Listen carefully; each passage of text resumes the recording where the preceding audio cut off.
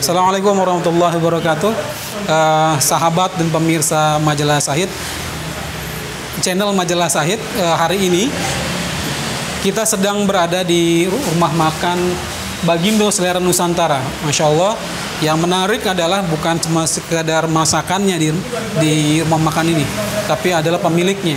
Pemiliknya namanya, panggilannya Bang Mo. Bang Mo ini yang menarik, sahabat sekalian, adalah beliau tadinya seorang artis, bahasanya entertain. Udah pernah jadi pemain film, kemudian pemain iklan juga, dan kemudian dia menemukan kemaksiatan yang dirasa dia tidak nyaman, maka dia lakukan keluar, hijrah, dan semua ditinggalkan, kemewahannya ditinggalkan, dari yang tadi punya uang malah menjadi tidak punya uang. Dan kemudian dia membangun usahanya dari kecil, dari nol, dan yang menarik adalah tanpa riba. Tidak ada hutang bank, tidak ada kredit sama sekali, dan kemudian dia mengembangkan usahanya dari nol, dari 2 orang karyawan sekarang menjadi 10 karyawan. Masya Allah, insya Allah, dan kita doakan mudah-mudahan dia terus berkembang. Nah, sekarang berikutnya kita lihat ceritanya. Terima kasih. Bismillahirrahmanirrahim. Innalhamdulillah wassalatu wassalamu ala rasulillah la haula wala quwata illa billah. Karena jauh sebelum ini, ya Allah baik menutupi banyak kekurangan dan aib-aib saya, yang kemudian memperkenalkan din ini lebih baiklah sedikit seperti itu. Kalau tadi tanya bagaimana mempersiapkan keluarga dalam proses hijrah ini, semua berproses, tentunya berproses. Bagaimana yang dulu kita hidup di dunia entertain, yang gak usah bicara yang ngeri-ngeri sedapnya deh, bicara pendapatan mau kayak gitu. Sekali MC kan, mau kayak dulu masih kita MC kalau malam tahun baru dulu kan belum paham tasyabuh bil kufar kayak gitu kan. Tapi tahun baru kita tunggu-tunggu dulu kan. MC biasa, hari biasa mau katakan 2 juta, kalau tahun baru bisa 3 kali lipat seperti itu. Terus event-event gitu. Event tahun baru saya pernah dapat billing itu untuk saya nggak sebut brand perusahaannya, tapi perusahaan minyak gitu di daerah Sumatera. Satu sekali billing malam tahun baru itu bisa 2, sekian M, 2,6 M atau apa. Cuma saat itu kalau dipikir duit gampang, tapi juga nggak pernah cukup, gitu kan? Nggak pernah cukup. Meskipun penampakan ini termasuk sama keluarga, dalam setahun kita ada jadwal liburan, entah ke Jogja, entah ke Bali gitu. Saya juga sendiri pernah mau kayak jalan-jalan ke Singapura atau apa kayak gitu kan. Pada zaman itu saya bahkan umroh pun belum gitu kan. Masya Allah, nanti ada sampai pada step saya bisa umroh ketika saya nggak punya duit sama sekali, jobless gitu kan. Tapi proses berjalan tadi, ketika mudah mendapatkan, kelihatannya loh ya, mudah mendapatkan uang. Ya kalau dipikir dengan buka usaha begini, kita cari margin recehan kan. Tapi kalau di entertain, kita sekali nggak usah kerjaan event deh, kerjaan pribadi, MC atau syuting. Kalau cari duit cuma 2 juta, 3 juta kan, sekali kerja hanya berapa waktunya, nggak lama dapat kan gitu. Cuma pada saat itu beda dengan sekarang, nggak pernah merasa cukup, beneran. Dulu saya pergi nih, begitu masuk mobil melihat dompet, waktu itu kita punya duit 1 juta, 2 juta tuh ngerasa apa? Bokeh ya. Punya di rekening tinggal 2 juta, di dompet 1 juta ngerasa bokeh. Karena mau sekali keluar kan kita, Masya Allah, gak usah disebut istilahnya, subhanallah lah. Pada saat itu ngopi aja harus di tempat yang branded kayak gitu, karena ya kita kumpul sama teman-teman. Prosesnya kalau dilompatin sampai sekarang ngopi di warung atau ngopi di teras rumah, sebuah kenikmatan yang luar biasa seperti itu. Jadi perjalanan saya panjang di entertain itu, sekitar tahun 2015 saya mulai ngerasa. Nah, sebentar, saya mundur ke belakang dulu. Sebenarnya sebelum nikah, saya nikah itu kalau dibilang semua qadarullah wa masyafa'ala, nggak ada yang boleh kita salih. Tapi artinya idealnya dulu saya pengen nikah di umur 27-28. Tapi ternyata 27-28 itu masih dalam proses petualang jahiliyah. Jadi masih di entertain. Akhirnya saya nikah umur 33. Dan alhamdulillah pada tahun 2004 itu awal-awal saya, meskipun kecil saya kenal masjid, tapi begitu masuk Jakarta udah lama gak kenal masjid. Jadi 2004 pas ada tsunami, 2004 ya? 2004. Itu jadwal MC saya ke pending. Akhirnya pada saat malam itu teman-teman masih ada yang cari party. Malam itu loh ini awal saya sedikit mulai masuk ke dunia religi atau mungkin bisa dibilang spiritualnya terbangun. Malam itu saya nggak tahu mau kemana. Akhirnya saya lagi lewat Al Azhar Pusat. Habis Isya, saya belum sholat Isya itu. Semangaraja ya? Iya. Orang-orang yang party biarin deh kan. Soalnya saya ngeri kemarin lihat di TV mayat bergelimpangan di Aceh segala macam itu. Cuma saya belum dekat dengan masjid. Akhirnya saya berhenti depan Al Azhar, masuklah saya setelah Isya itu. Karena kurang pergaulan dengan masjid, kaget kok rame. Ternyata kadang-kadang kan banyak remaja masjid atau DKM masjid itu bikin acara malam tahun baru gitu ya. Ternyata lagi ada acara refleksi akhir tahun lah kayak gitu. Dan ketika saya masuk saat itu saya baru sholat Isya langsung duduk. Saat itu saya ingat banget, saya belum tahu nama Ustadz, tapi saya ingat Ustadz yang sedang ngasih tausiah saat itu Ustadz Tifatul Sembiring. Saya belum kenal beliau, tapi saya tahu namanya pasti disebut gitu kan. Beliau baru pulang dari Aceh bawa slide korban-korban tsunami. Majleb saya di situ. Akhirnya saya ikuti itu. Saya ikutin acara itu sampai katanya istirahat dulu nanti bangun Qiyamul Lail gitu. Ikutin. Bangun Qiyamul Lail, saya ikut sholat, terus saya belum kenal nama yang istilah itikaf, nggak tahu nama itikaf. Terus ada muhasabah. Nah, pertama kali saya ikut dalam hidup muhasabah, di situ saya diingatin sama imamnya tentang dosa-dosa dari ujung rambut sampai ujung kaki kepada orang tua. Wah, Masya Allah, itu awalnya saya pertama kali saya nangis sejadi-jadinya. Basah air mata saya sampai ke kaki. Saya diingetin, ya Allah, selama ini saya berkelimang dosa maksiat. Itu 2004. Berarti padahal waktu itu cuma ingin mampir sholat Isya ya? Iya. Tapi kemudian ikut sampai terus acara malam? Iya, sampai subuh itu. Nah, baru di situ saya kenal masjid. Akhirnya saya ikut itikaf Ramadan. Bahkan saya akhirnya 2007 saya baru nikah. Tapi ketika itu 2005 saya udah mulai ikut itikaf di Al Azhar, itikaf Ramadan. Nah, disitulah saya kenal temen, dikenalin sama yang sekarang jadi istri saya ini. Alhamdulillah kenalnya di situ. Dulu itu prosesnya juga panjang. Istri saya mungkin lebih kenal, ya istri saya orang awak, orang Sumatera Barat, manajer restoran Padang yang saya nggak usah sebut paling besar lah, asalkan grupnya di Jakarta. Ketika jalan awal sama saya sampai request itu kalau memang mau serius, kalau kamu ketemu, habis dulu saya di entertain ketemu anak model dulu, alhamdulillah ya. Dulu kan kalau ngelihat pasangan, wah ini gue banget gitu. Padahal kalau saya ikutin dulu akhirnya nikahnya sama yang gue banget udah didepak lah. Istri saya bilang kalau kamu niat tinggalin itu kalau ketemu ahwat itu ya tahu cipika apa gitu, insya Allah. Dan itu proses awalnya. Tapi akhirnya saya tetap jalan di entertain ketika nikah. Tapi ya gitu, prosesnya panjang. Namanya ada yang STMJ tanpa paham ya kayak gitu, sholat terus. Tapi karena circle-nya masih belum ketemu banyak orang-orang soleh, dan itu salah satu kunci ternyata.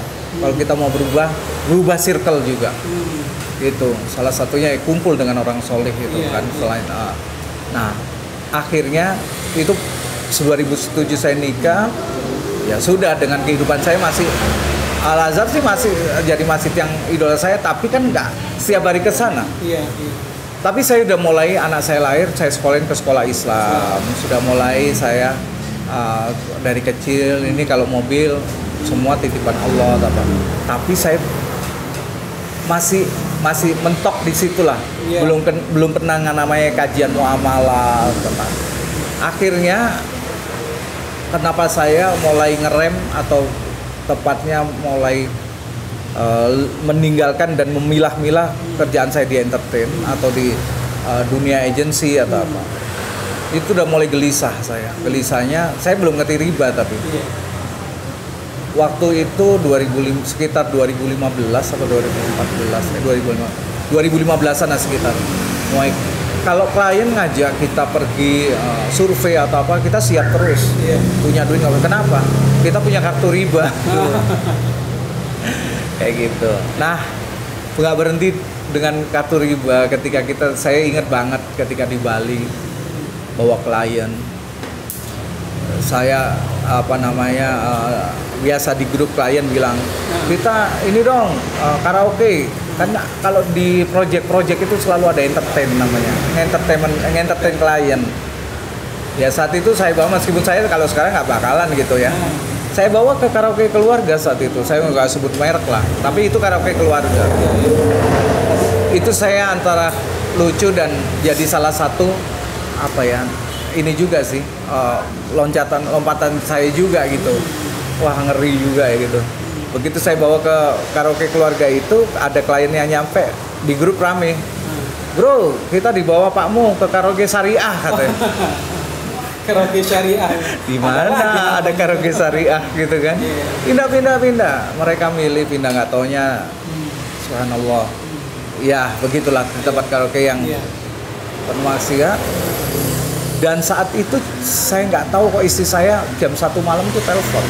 Saya lagi di Bali itu. Di Bali, klien saya udah melintir udah, tapi tanya di mana lagi entertain klien, tapi istri saya kan nggak pernah nanya di mana gitu. Kok ben feeling kayak gitu. Ya sekuat-kuat saya nanti nggak karuan juga kan gitu. Pertama lingkungannya maksiat, kedua bayarin orang maksiat pakai kartu maksiat juga, kartu riba kan. Saya mulai gelisah di situ, di mana keberkahannya. Pertama yang awalnya saya gelisah ninggalin yang saya handle sendiri, artinya project di luar yang waktu itu saya udah nggak nyanyi, karena saya dulu udah ngalamin nyanyi di kafe, MC itu sih, MC masih nyanyi di kafe udah enggak, tapi ketika punya perusahaan sendiri atau saya pegang entertain seperti itu udah mulai gelisah saya, karena sebelum saya ngaji muamalah juga sudah tahu tentang ini. Jadi pertama entertainnya, kalau orang main project itu nggak di mana-mana ternyata, mau itu projectnya apa, mau itu kontraktor, mau apa ya, kan entertain klien kan. Nah entertainnya ini bau-bau maksiatnya banyak. Kedua, kita bayarin pakai kartu riba. Yang ketiga, dalam proses mendapatkan project itu dulu belum tahu namanya riswah. Kitanya enggak.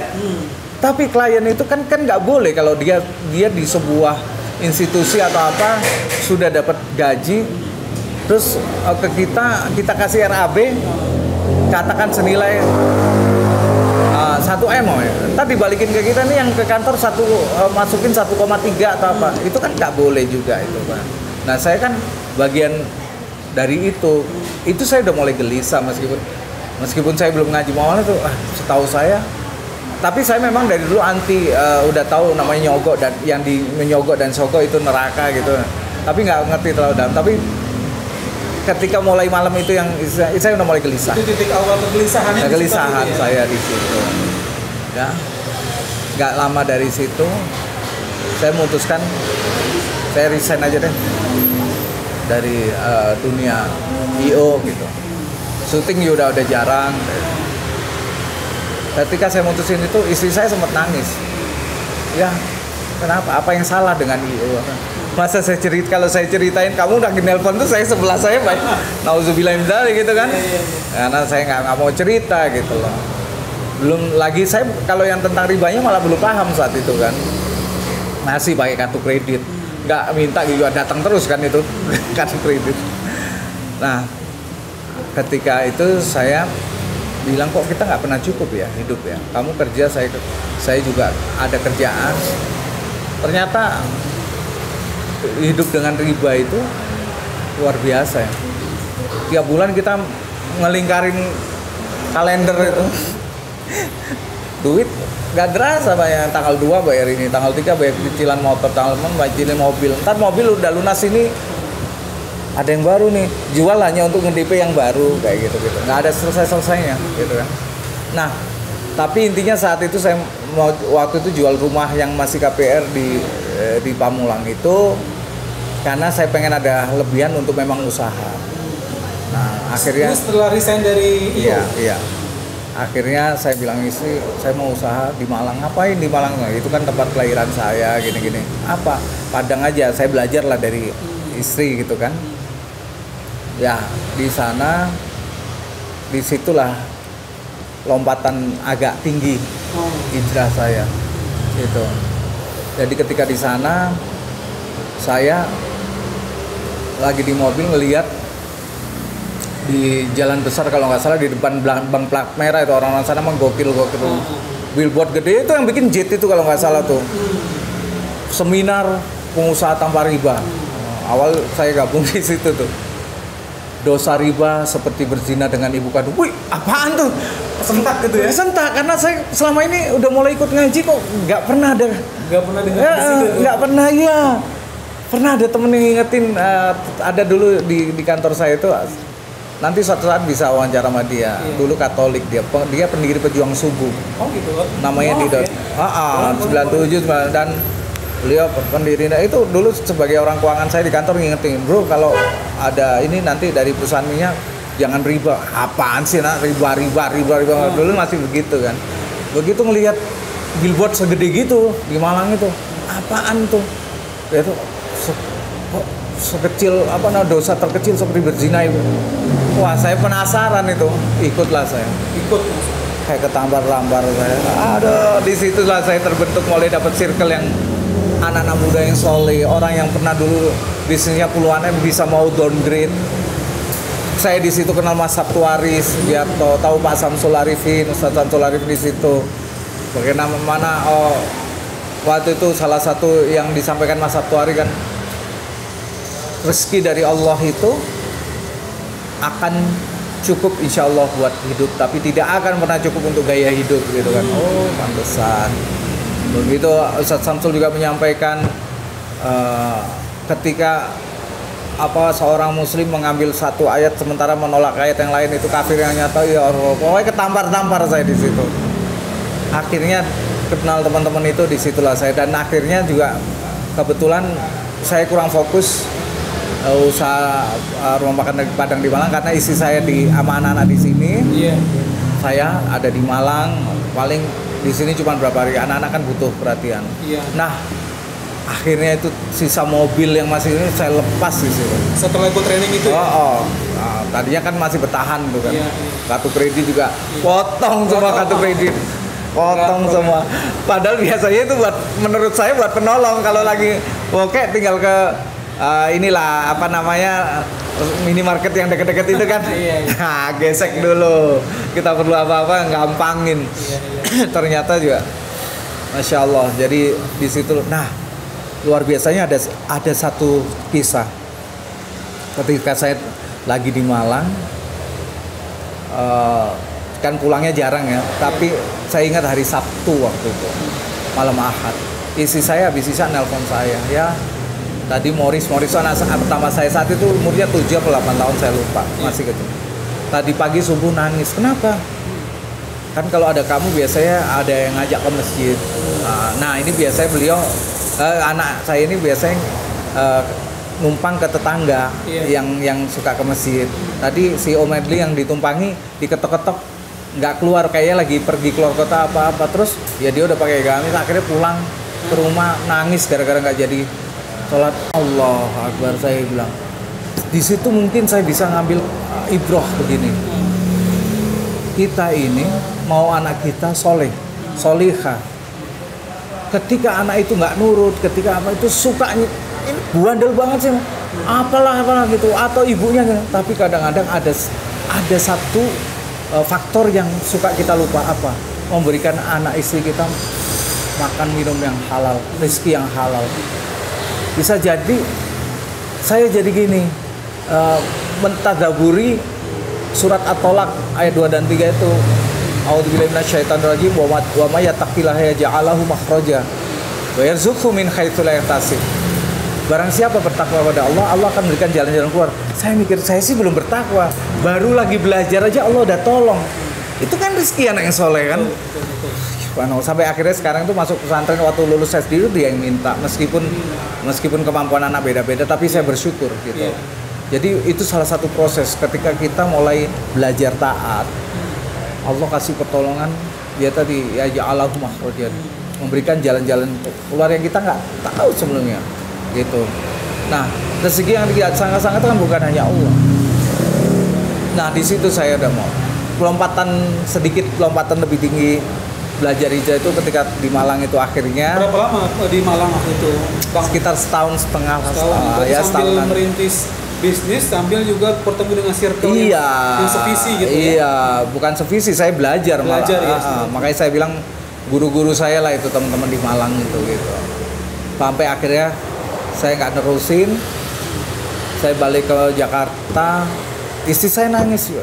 Kita nggak punya tabungan lagi ya, udah habis kan buat usaha di sana. Tutup di sana. Ada yang nerusin, cuman karena waktu itu karena saya nggak fokus terusin. Cuma ya pokoknya modal udah selesai. Sisa jual mobil, rumah udah nggak ada. Akhirnya saya balik ke sini, kita nggak punya tabungan ya, gini-gini istri saya gitu. Saya bilang pada waktu memang yang dibilang tadi proses dengan keluarga ini juga butuh proses. Gitu. Banyak yang justru hijrahnya ekstrim juga goyang suami istri kan. Ada perkara asuransi, perkara apa itu berdebat ada. Cuman kan kita sendiri harus memberi contoh, kita juga harus berubah. Ada kita keras sama keluarga, tapi kita sendiri masih belum bisa menjadi uswah kayak gitu kan. Ya memang saya belum ini, cuman belajar terus gitu. Nah, sampai akhirnya ya sudah, saya sempat bilang sama istri, ya udahlah, ayah mau daftar sampai mau daftar driver online ojol motor gitu. Itu tahun berapa itu Bang pindah balik lagi 2017 ya. 2017 terus. Nah, kata istri, daripada jadi driver ojol kan kamu udah bisa masak rendang kan. Oh iya, akhirnya saya masak rendang di packaging aja gitu.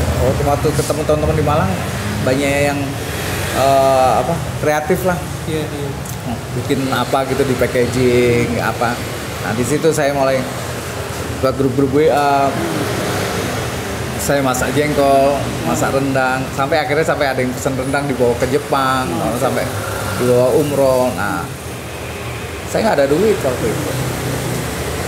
Sampai pernah ngalamin, bayangin aja yang biasa saya bilang dulu kalau di rekening atau di dompet ada 1 juta itu bokeh gitu kan. Saya sempat ngalamin itu 2017, habis nganter istri sarapan kerja pagi, megang duit 1.000 doang ngalamin. Mau sarapan duit cuma 1.000 kayak. Meskipun dulu saya belum belajar tentang muamalah, atau dari kecil saya ketika pertama kali bisa beli mobil, atau anak saya dari kecil saya selalu bilang baru bisa jalan itu mobil punya siapa, saya selalu gitu, punya Allah. Itu dari kecil memang sebelum saya istilahnya belajar ya, emang saya selalu sudah tekankan itu.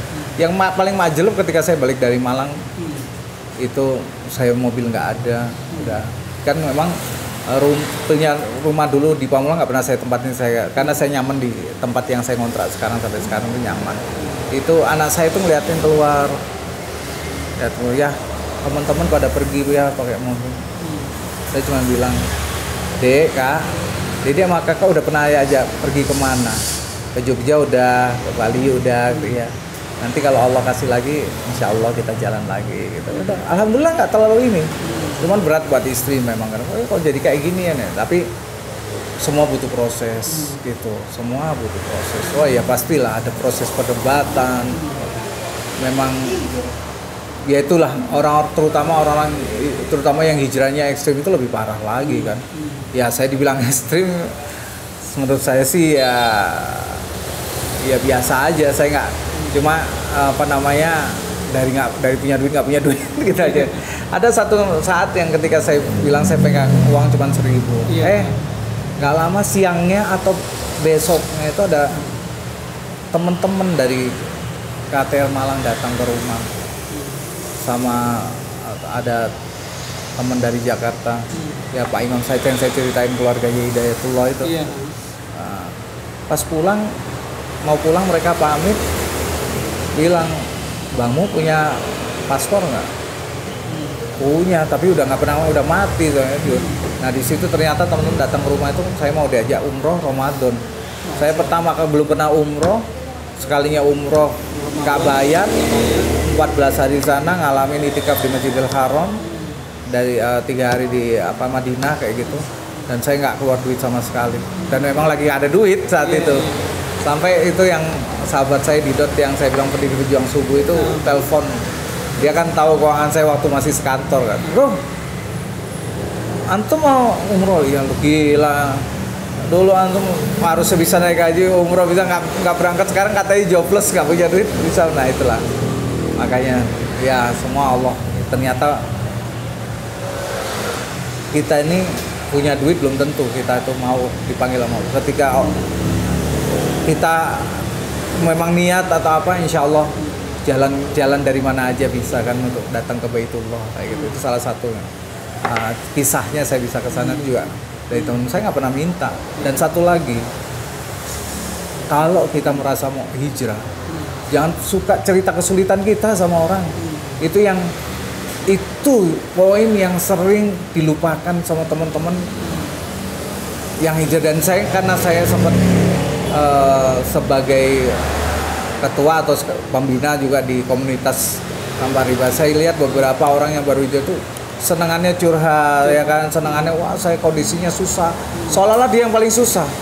Lu curhatin padahal gue sama, tapi kita nggak pernah menceritakan gitu loh. Orang kan sering ke saya, apalagi saya bisa buka cabang kayak gini, dipikir pakai duit, oh saya banyak duit enggak. Saya ngedepin tempat ini 2 juta, nggak tahu gimana cara ngelunasinnya. Ngelunasin kontrakannya loh ya, belum renovasinya, belum nanti nggak tahu saya. Kencengin aja itu 10 hari terakhir kemarin pas Ramadan, saya nggak tahu karena udah nyoba kesini nggak. Ya itu tadi kadang-kadang ternyata istri udah bilang kalau emang nggak dapet duitnya ya bukan rezeki kita, maksudnya belum jodoh kita istri waktu gitu ya udah. Tapi ternyata segala sesuatu harus yakin sama Allah ya. Kalau memang kita yakin, dan saya baru kemarin itu namanya Ramadan mau buka ini nih, biasanya tempat saya suka tapi kalau nggak dapet ya sudah. Tapi ini saya kejar terus, nggak tahu kejarnya. Baru kali itu saya dalam doa itu khususon nyebut, ya Allah tempat itu ya Allah, bukan perkara sudah saya DP-in ke PDA. Buat ini yang ini. Iya. Itu. Bayangin habis pandemi dapat duit dari mana? Makanya saya nggak tahu ya, kita udah nyoba. Bahkan saya gini, belajar salah satunya guru saya Ustadz Lukmanul Hakim sering ngingetin, jangan pernah berharap sama manusia gitu kan, kecewa. Bahkan ada ungkapan, ketika kita berharap manusia namanya patah hati yang disengaja gitu kan. Saya tapi ngetes aja itu, saya punya temen nggak usah sebut deh, mau Sultan atau Crazy Rich, butuh cuman nggak banyak gitu loh, nggak dijawab. Tapi saya nggak sakit hati, nggak boleh baper juga, itu kan sebagai salah satu ikhtiar. Malah dapetnya dari orang yang kita sangka dia nggak bakalan, beliau itu nggak bakalan mau lah istilahnya support gitu. Nah ini cerita ketika mengawali buka Bagindo ya? Ya, buka Bagindo di madrasah itu. Itu saya juga. Makanya solusi orang selalu bilang, mau usaha modal dari mana? Otaknya selalu, mulutnya selalu bicara modal, akhirnya utang, riba, apa. Yang paling penting satu, ya kita bisa, Islam itu mengasih solusi. Solusinya apa? Syirka. Lu sebagai mudorib, cari bait, apa istilahnya, cari sahibul mal. Siapa yang punya duit, tapi memang harus punya track record. Kan partner IO saya dulu yang akhirnya juga ketika sempet sana nggak jalan pandemi ya dia juga paham gitu. Artinya Islam tuh selalu ngasih solusi gitu. Ada syirka, gitu, ada mudoroba. Tapi kebanyakan manusia, orang-orang agak ini yang saudara-saudara kita muslim nggak mau belajar juga sih gitu loh. Nggak mau belajar muamalah, nggak usah muamalah. fikih ibadah aja jarang mau belajar seperti itu kan. Jadi Islam itu insya Allah selalu ada solusi gitu. Tapi prosesnya memang harus sabar. Itu ketika mulai syirkah itu dengan partner Partner ya, saya lihat ada tempat kosong bekas warung Padang juga. Saya nggak tahu nih, saya mau jalan ke beberapa tempat ini, saya mau coba ikhtiar gitu. Nggak tahu, saya habis nganter istri ke sana aja ke teman saya. Saya pikir dia juga sama, nggak bakalan mau karena tempatnya jauh. Ya sudah, Mas, ini ada tempat ini, karena dulu saya juga pernah istilahnya ketika beliau jobless saya ajak kerja sama IO, rumahnya menghasilkan. Jadi bahasa dia gini, kalau kerja sama malu merem deh gitu, karena selalu semua ada catatan dan yaitu salah satunya perbaikilah track record. Jangan teman-teman ini kan gini, sama saya juga belum selesai urusan apa muamalah. Kalau saya court masih punya utang dan tapi alhamdulillah udah nggak ada yang riba. Cuma ada adab kan, jangan ngilang. Gitu, banyak kan bahkan udah ngaku sunnah, udah ngaku apa, adabnya kadang-kadang nggak dijaga. Iya, nggak dijaga. Udah punya sangkutan ngilang. Itu nggak perlu ngilang kan. Gitu. Pokoknya jaga track record diri kita deh kalau kita mau dapat pertolongan. Memang manusia itu hanya sebagai wasilah. Gitu, pertolongan dari Allah. Tapi wasilah ini kan juga karena kita juga harus memperbaiki track record. Gitu. Jadi akhirnya buka lah di sana. Ya dengan proses yang panjang itu. Sebelum saya buka sini juga, nah ini kadang-kadang kita juga harus hati-hati. Banyak orang yang ngaku hijrah, bahkan ngaku coach hijrah, ternyata muamalahnya parah. Gitu. Saya pernah diajak kerjasama, 14 hari doang saya buka.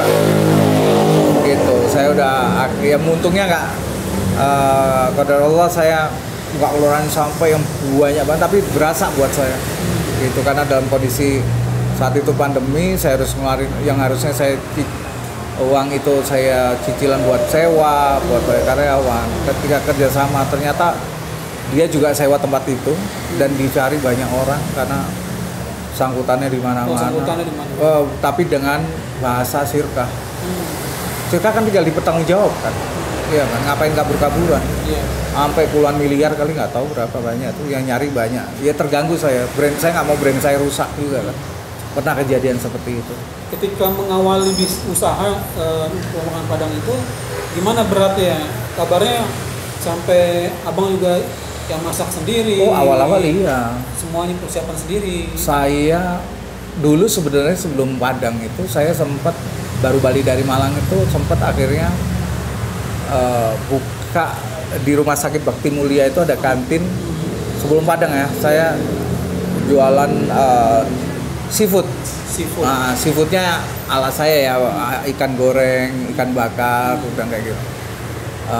Terus ya bertahan nggak lama karena emang biasa kerja di entertain ya, itu capek juga iya. Tapi akhirnya pas ngawali Padang, lebih tough lagi saya.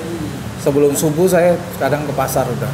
Jadi dari yang belanja ke pasar, makanya saya kalau tanya pasar Kebayoran Lama dari ujung sampai ujung tahu mau cari apa, saya hafal karena proses saya ngalami itu bukan sebulan 2 bulan. Setahun 2 tahun pertama itu saya masih ini sendiri. Dari mulai belanja, pulang belanja, mampir masjid dulu subuhan, atau kalau nggak keburu sebelum ke pasar sebelum subuh, akhirnya setelah subuh. Tapi setelah belanja dari pasar itu langsung ke warung. Saya cuma punya 2 asisten yang nggak orang baru kayak gitu. Meskipun malam kadang ada yang bantuin masak bikin kuah, tapi semua menu ibarat saya. Jadi kadang-kadang sampai lupa gamis itu belepetan kan. Jadi benar-benar mengawali saya masak. Jadi sendiri dengan asisten berapa orang tadi? 2 orang. 2 orang ya. Karyawan kayak gitu. Bertahan cukup lama itu sampai saya bilang masih capek juga ya. Terus kedua kan kadang-kadang gini, nah ini banyak orang yang usaha, dia menikmati dengan dipegang sendiri, masak sendiri supaya apa? Hasilnya buat sendiri kan. Memang sih, cuma nggak kepikiran ke tadi kalau kita ngambil karyawan, kita buka lapangan kerja. Tadi yang saya bilang, akhirnya kita cari pahala dari apa yang disampaikan Rasul, khairun nas anfa'uhum linnas itu. Maka pengusaha itu harus punya prinsip itu menurut saya. Pegang itu khairun nas anfa'uhum linnas. Baik-baik manusia banyak manfaatnya buat orang lain. Ya, sedekah ada, tapi pengusaha itu juga sebenarnya menurut saya membuka peluang amal soleh besar. Betul. Dengan segala apapun dia membuka lapangan kerja, manfaat buat orang lain yang dapat pendapatan dari usahanya itu. Jadi sampai ya prosesnya panjang, turnover karyawan dan segala macam. Wah, dari 2 karyawan sekarang berapa karyawan? Sekarang 10. Sekarang 10 orang untuk di 2 tempat ini ya? Iya, tapi alhamdulillah ya, bismillah lah. Mudah-mudahan saya pengen terus berkembang. Saya sampai bilang sama anak-anak juga, ya Allah kalau mau tempat maju saya nggak pengen cuma saya yang bahagia, kalian juga bisa pengen gantian ngumrohin kayak gitu, seperti itu. Punya cita-cita besarnya itu, gitu, seperti itu. Rumah makan Padang itu kan cukup banyak tuh Bang ya, cukup banyak ya rumah makan Padang. Iya. Apa yang ingin ditampilkan dari Bagindo, istilahnya diferensiasinya lah dengan yang lainnya gitu. Iya. Yang pertama, saya kenapa namanya Bagindo, meskipun ternyata setelah browsing banyak tapi belum tentu sudah didaftar ya. Tapi dari Bagindo sendiri itu kan punya image Bagindo itu seorang raja. Saya pengen Bagindo Selera Nusantara ini menjadi salah satu raja kuliner masakan Padang. Itu pengen ya dan bermanfaat untuk banyak orang. Nah, diferensiasinya masakan kita ini kelasnya bahasanya kelas premium, tapi dijual dengan harga warung seperti itu. Saya nggak sebut merek salah satu yang sedang leading di Jakarta ini. Saya hampir samalah resepnya. Kedua, apa yang tidak ada di warung Padang lain ada di sini gitu. Kita punya. Jadi saya salah satu kayak resep, saya punya dendeng cabai hijau itu dulu ngintip-ngintip tantenya istri masak, bukan ngintip tante masak, yang ngintip tante sedang masak. Saya tanya karena tante resepnya apa, dia nggak, tapi lagi gitu. Akhirnya saya karena seneng, kalau dulu saya seneng ngutak-ngutik dapur kayak gitu. Meskipun yang lain saya dapat resep-resep otentik ya dari pihak istri lah tentunya kayak gitu. Jadi beberapa masakan sini nggak ada di apa aja tuh Bang? Ya salah satunya kalau maunya ada di warung Padang lain ada namanya dendeng balado merah, atau saya ada namanya dendeng lambuk cabai hijau. Itu khas banget karena dagingnya sendiri udah gurih, ada manisnya, nggak pakai gula. Jadi kita masaknya pakai air kelapa, nanti tambah. Dan satu hal di Bagindo ini bumbu dan rempahnya banyak banget. Main rempahnya itu orang-orang yang dipakai untuk jamu, kita pakai untuk rempah-rempah bumbu di sini. Contoh rendang. Kenapa rendang kita sampai saya ngirim ke Singapura kemana? Karena memang rasanya kaya. Mungkin bumbu dan rempah-rempahnya itu sekitar hampir 30 jenis. 30 jenis. 25-an lah gitu. Dari rempah sampai mulai dari kalau bawang merah bumbu itu biasa ya, jahe dan biasa, mau lengkuas mau serai, tapi ada namanya kaskas, ada garda ungu, itu kayak orang bilang kapulaga India. Itu yang satu onnya aja 90.000 sekarang kayak gitu. Itu kita pakai. Belum lagi ada jinten, ada banyak banget itu namanya bumbu kering itu. Jadi kedua, masak rendang kita tuh minimal di atas tungku itu 6 jam. Jadi proses rendang kita itu bisa 8 jam. Kayu bakar nih? Nah, kalau kayu bakar nggak ada tempat. Tapi masak kita itu sekitar segitu. Bisa proses masak rendang itu bisa 8 jam. 8 jam. Gitu. Jadi empuk banget ya, Bang? Empuk dan resep sampai dalam. Tadi nyobain kan. Bumbu kita juga ada beda seperti itu. Diferensiasi kita. Makanya kalau orang tempat kita belanja pasar, wah, Bagindo belanjaannya ini banyak banget ya. Gimana kita pengen kasih yang terbaik buat konsumen kita, merasakan bagaimana masakan Minang yang terbaik. Yang beda lagi sambal hijaunya, Bang. Ya. Emang begitu ya modelnya sambal hijaunya? lebih fresh, lebih betul, segar. hijaunya lebih hijau dan Iya. dia kayak kering gitu, nggak basah gitu, Iya, nggak tahu minyak gitu ya. basah. Karena kita pertama pakai cabai pilihan dengan bumbu-bumbu yang pilihan juga, dan memang beda. Selalu orang bilang, wah sambal hijaunya Bagindo beda, kayak gitu. Seperti itu. Ya itulah. Jadi masakan kita nih, insya Allah kalau lihat di IG-nya itu beberapa komentarnya. public figure malah yang saya nggak pernah, alhamdulillah, masya Allah ya, ini masya Allah tabarakallah, teman-teman mudah-mudahan dapat pahala semua. Saya nggak pernah loh, kayak contoh Ari Untung, bro, saya kan nggak terlalu akrab, cuma pernah ketemu di kajian aja. Tapi mereka ini kan karena apa ya, persaudaraan gitu ya. Jadi ketika dia nyobain, saya nggak pernah minta, bro bikinin video enggak. Makanya ketika Mas minta tolong dong bikinin dulu, saya nggak pernah minta tolong, malu saya gitu. Sampai berapa kali bikinin video kita, 2 kali apa, free, karena dia nyobain enak gitu loh. Tengku Firmansyah, terus Gary Scott kan dia juga udah mulai belajar ngaji ya. WA, bro, gue boleh ngevlog ya di tempat? Ya boleh, orang lain bayar gitu. Karena dia udah nyobain gitu loh. Ustazah Oki, Siana Dewi dikirimin. Kalau mereka nggak enak kan nggak boleh, mau nggak jujur kan. Iya.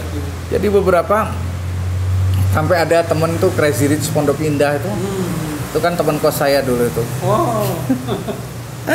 Oke, dulunya nggak mau begitu cobain, mas sampai minta sorry ya bro, gue dulu underestimate sama rasanya. Sampai kalau dia ada tamu duta besar atau apa, bro, gue pesen dong Bagindo, padahal dia juga punya restoran gitu. Restoran saya pernah kok dulu namai karyawan, ketika kadang-kadang kan feeling ya kita mau ya ada ketidakberesan atau apa, ketika kita atur satu rombongan kabur.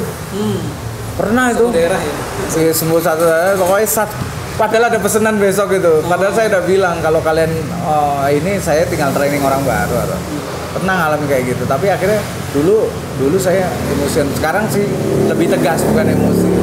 Lagi ada tegas, ada bercanda kayak gitu. Tapi kayak dulu saya keras banget semuanya tentang ayo sholat tuh. Tapi akhirnya saya mikir hidayah kan milik Allah. Tapi tetap harus siar kita ya. Kita mau cari duit berapa sih? Ini terutama karyawan saya sentuh terhadap ibadahnya kayak gitu. Kedua, sering nge-brief jadinya, nge-brief, ngingetin lagi. Karena kadang-kadang kita mau sehat aja, yang katanya fitnessnya repetisi kan, gerakan sama dengan karyawan itu, ngingetin SOP dan segala macam itu repetisi juga, ngingetin lagi seperti itu. Ya ada kalanya dengan tegas, ada kalanya dengan bercanda seperti itu. Nah cenderung alhamdulillah tim yang sekarang ini setelah proses lama cenderung lebih, alhamdulillah lebih lebih solid gitu. Seperti ada momen-momen misalkan ngaji bareng, kumpul bareng gitu. Kalau ini kan tim baru, saya memang ada rencana untuk sebulan sekali. Cuman kalau kemarin saya lebih kontrol kalau pagi sholat subuhnya kayak gitu, terus sholat hariannya saya nggak mau ya kerja, saya selalu sampaikan kerja di sini nggak sholat saya nggak mau gitu. Kalian mau cari rezeki buat apa kalau nggak cari istilahnya barokahnya gitu. Nah ada beberapa yang memang sudah rajin, saya motivasi, kamu bawa Quran, jangan lupa ngaji kayak gitu. Jadi gitu, seperti itu artinya. Tapi tetap syiar itu disampaikan. Kalau yang pas bareng-bareng ngaji kan ini ada beberapa yang baru timnya, memang rencana ke depan saya pengen sebulan sekali minimal ada tutup lebih cepat untuk ngaji bareng dulu gitu. Itu udah ada kepikiran, tapi belum, kan ini baru mulai sebulan. Iya. Seperti itu terus sih. Kalau ini Bang, kadang kan ada cara-cara untuk mendatangkan keberkahan, mengundang rezeki itu kan harus dengan cara-cara khusus. Biasanya setiap perusahaan itu punya cara-cara tersendiri. Tapi ada cuman nggak saya takut. Ini menjadi inspirasi aja. Iya. Tapi gini, apa yang sudah dilakukan Bagindo itu alhamdulillah sudah dari awal yang istiqomah pasti setiap Jumat. Setiap Jumat itu kita kirim marbot masjid untuk makan dan sekitarnya. Gitu. Kita udah alokasikan sekian puluh bungkus gitu. Jadi sudah setiap Jumat kita ada namanya ngeluarin sedekah. Di luar itu juga saya bilang sama partner saya, kalau ada tamu orang soleh, terutama guru-guru, harus kita muliakan. Ada ustadz nggak mau bayar, saya nggak mau gitu. Karena saya minta doain aja ustadz kayak gitu-gitu. Salah satunya itu di samping, ya pokoknya gini ya, sedekah itu juga mendatangkan keberkahan. Gitu. Jangan lupa ke sedekah. Seperti itu salah satu trik juga ya. Kadang sampai bingung loh, ketika kita ngeluarin sedekah, lagi ngeluarin sedekah, hari itu juga biasanya rame. Gitu. Ketika kita ngeluarin sedekah, maka jangan khawatir gitu kan. Jangan khawatir, Allah pasti memberikan lebih gitu. Ini kan jadi tips penting ini untuk pengusaha lain. Tapi yang paling penting istiqomah. Pokoknya sudah diprogramkan. Jadi karyawan udah tahu hari Jumat harus ngapain, mereka udah tahu. Udah kirim. Setiap toko melakukan keluar sendiri ya? Kenapa? Akhirnya dijadiin satu. Karena apa? Sana biar ngurusin apa, sini ngurusin, dijadiin satu. Kan masih satu wilayah ini kan. Iya. Kayak gitu. Mau kadang-kadang gini, mau bikinnya di sini apa di sana Pak? Kayak gitu. Gitu. Jadi selain ke sekitar, langsung kita udah lama itu. Biasa kita kirim ke marbot masjid. Pokoknya masjid nggak boleh untuk marbotnya, untuk khotib dan untuk tukang parkir semua itu hari Jumat itu nggak boleh beli lah selain segala macam gitu. Ini penting juga Bang. Biasanya kan kalau bisnis sudah jalan itu kan marketing riba itu kan selalu berkeliaran, tidak menawarkan usaha. Pernah dong pasti ditawarin? Pada nggak tahu, pada trauma kali kalau nawarin saya. Tipsnya nolaknya gimana ya, cara? Tapi tetap aja bahwa menyampaikan sesuatu kebaikan, dakwah itu kan dengan cara yang ahsan.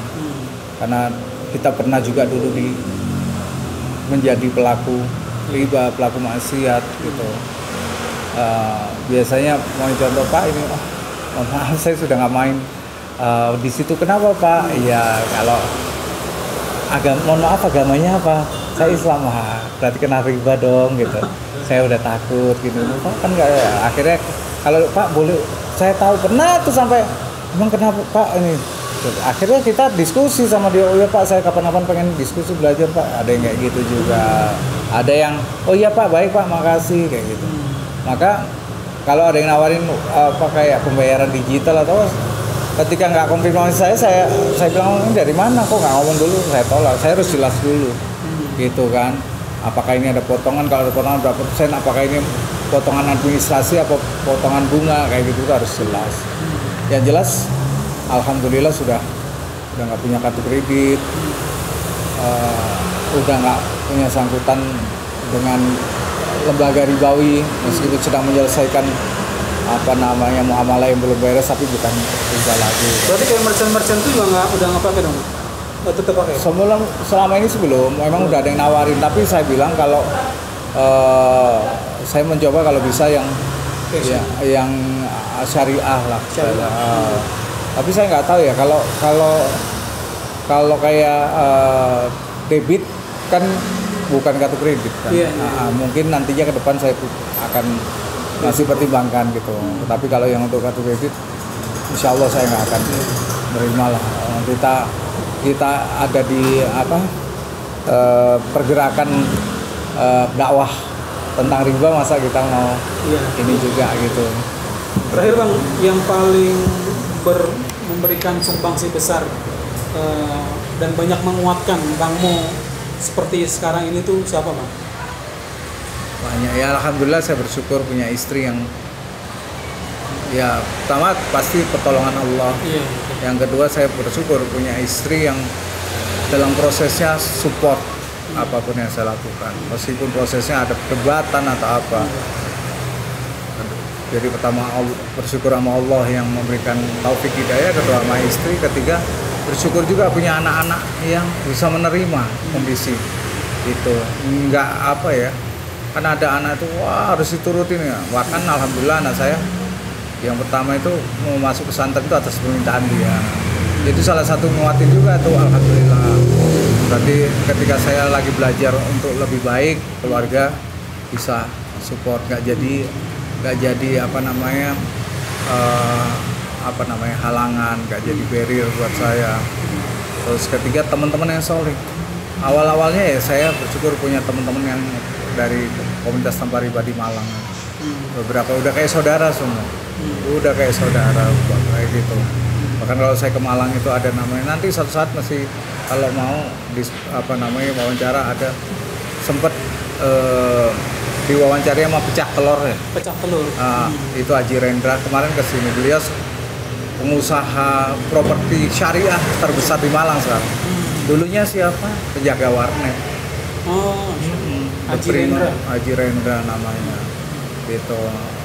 Nah kalau saya ke Malang, beliau atau teman-teman yang lain extend dari tiketnya sampai tempat tinggal sampai kendaraan tuh, masya Allah. Saya bilang saya nggak perlu kayak gini, tapi itulah persaudaraan dalam ukhuwah itu, Islamnya itu luar biasa.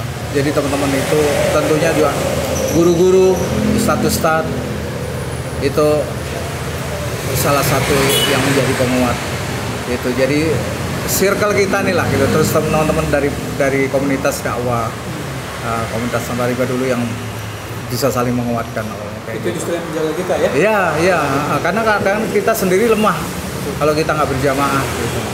Gini aja tahu kan saya masih punya kelemahan juga kan gitu. Gimana kalau saya nggak, kadang-kadang yang sering saya tuh sering sama teman-teman di komunitas tuh saya bilang, dan ini penting ini buat semua, kalau sudah berkomunitas, punya komunitas yang baik, jangan sampai kelepas rasa kangen.